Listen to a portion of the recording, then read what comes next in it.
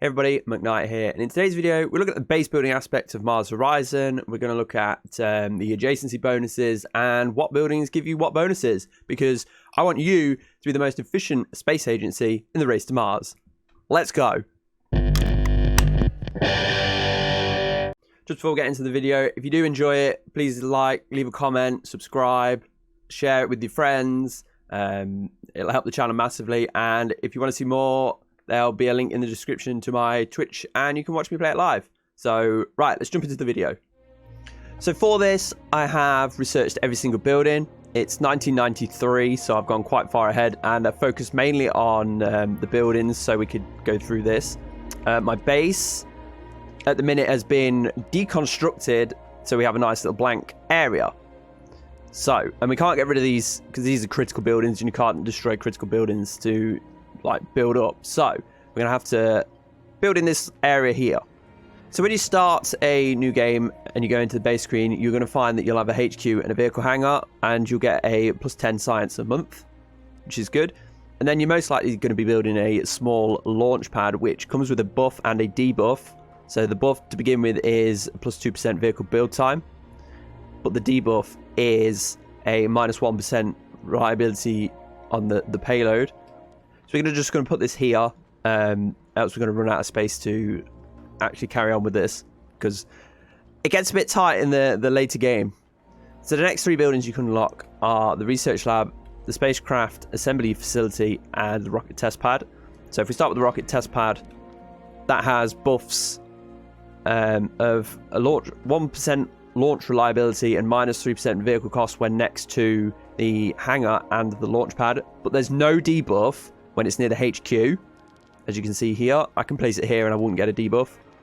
So to be efficient, we're going to be building it just there, just for the sake of the video.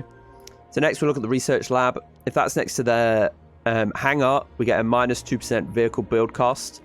And if it's next to the HQ, we get a -3% payload build cost. But if it's next to the test pad and the launch pad, we get minus science. If you're planning on launching bigger rockets and you need a medium build pad, in these buildings here, so the mission control, the HQ, and the vehicle or the spacecraft assembly building, it's a neutral building. Next to the research labs, it's negative science, but it's a harsher penalty this time. It's a -20 science. Next to the backup generator, we have a buff of +2% vehicle build cost. It's neutral against a small launch pad. Against the test pad, it's a -3% vehicle build cost. And then against the hangar, it's a -2% vehicle build time. And as you can see, it's starting to get a little bit cramped in this area, so we might have to move some of these around a little bit and see how we can try and incorporate all the other buildings. It's I really like this part of the game. It stimulates the old SimCity City Skylines brain cells. If we send in astronauts to space, we're going to need an astronaut training facility. Now, if it's against any research facilities, we get plus science. So the research expansion is a +2% science reward. The actual research lab itself is a 3% reward. It's neutral against the backup generator. It's neutral against any launch pads.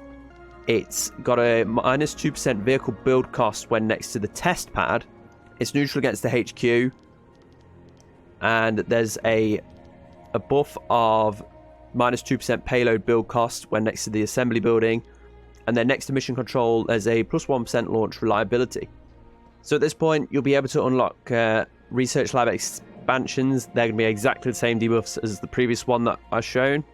So next will be the mission control expansion. If that's next to the research labs and the backup generator, it's neutral. There's nothing going on there. Same with the astronaut training center. There's going to be no benefits gained. Next to the launch pads is going to be -1% launch reliability. Next to the test pad is nothing. Again, that's neutral. Then next to mission control is a +2% science reward. And next to the HQ is a neutral effect. It makes sense to have all the expansions of the mission control next to the mission control. So now looking at the vehicle assembly building, next to the research labs and the backup generator is neutral. Likewise, it's neutral next to the if we can get it in there. There we go. Next to the Astronaut Training Center is neutral. But next to the spacecraft assembly building, we get a plus 2% payload build cost bonus. Next to the launch pads, neutral. Next to the test pad, we get a 3% vehicle build time buff. It's neutral against the HQ, and for now, we're going to have to just move the mission control down here. Again, it's a neutral building. So another building you can build at this stage is the PR office. If that's next to the research lab and the research lab expansion, it's neutral. If it's next to the backup generator, it's minus 1% reward for missions. If it's next to the launch pads, it's a minus 2% rewards for the missions. If it's next to testing, it's neutral. If it's next to the HQ, it's a plus 2% reward for missions. If it's next to the mission control expansion, it's a plus 2% reward for missions. But if it's next to the mission control, the main mission control building, it's a plus 3% rewards per mission.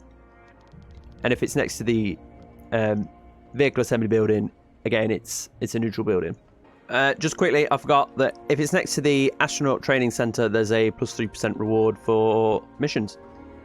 Okay, so now we're looking at these next three buildings, which are the Robotics Research Lab, the Aeronautics Research Lab, and the Hall of Fame. This is quite easy because the HQ, there's no buffs at all whatsoever. So now looking at the vehicle hangar, there's nothing with the Hall of Fame and the Robotics Lab, but there is a 4% build cost buff in the Aeronautics Lab. Looking at mission control now, there's no buff for the Hall of Fame or the Aeronautics Lab, but there is for the Robotics Lab, which is a plus 3% science reward for all missions. So looking at the Research Lab now, there's nothing with the Hall of Fame, but as these are science buildings, the Aeronautics give plus 10 science, as does the Robotics. Astronaut Training Facility, there's plus 2% support for each mission rewards with the Hall of Fame, and then nothing for the Aeronautics and the Robotics Lab. The Vehicle Assembly Building is nothing with the Hall of Fame. There's a minus 2% vehicle build time with the Aeronautics, and a minus 2% vehicle build cost with the Robotics Lab. So we should be starting to see a pattern here that the more research-based ones give more science, and then the more sort of mechanical engineering gives payload build costs and reliability and stuff. So looking at the PR office, we get a plus 2% support reward for the Hall of Fame, and then nothing for the Aeronautics and the Robotics Lab. Spacecraft Assembly Building is a plus 2 support reward for the Hall of Fame, plus 2% payload build cost reduction for the Aeronautics, and then a 4% payload reduction build cost for the Robotics Lab. So the Research Lab expansion, you get nothing in the Hall of Fame, and then for these two, you get plus 2% science rewards for them both. The Mission Control expansion, nothing on the Hall of Fame, and then nothing on the two science buildings. Small launch pad, we get a minus 10 science a month at the Robotics Lab. It's neutral for the Aeronautics and neutral for the Hall of Fame. So the rocket test pad is neutral for the Robotics Lab. It's a minus 3% vehicle build cost for the Aeronautics Lab and neutral for the Hall of Fame.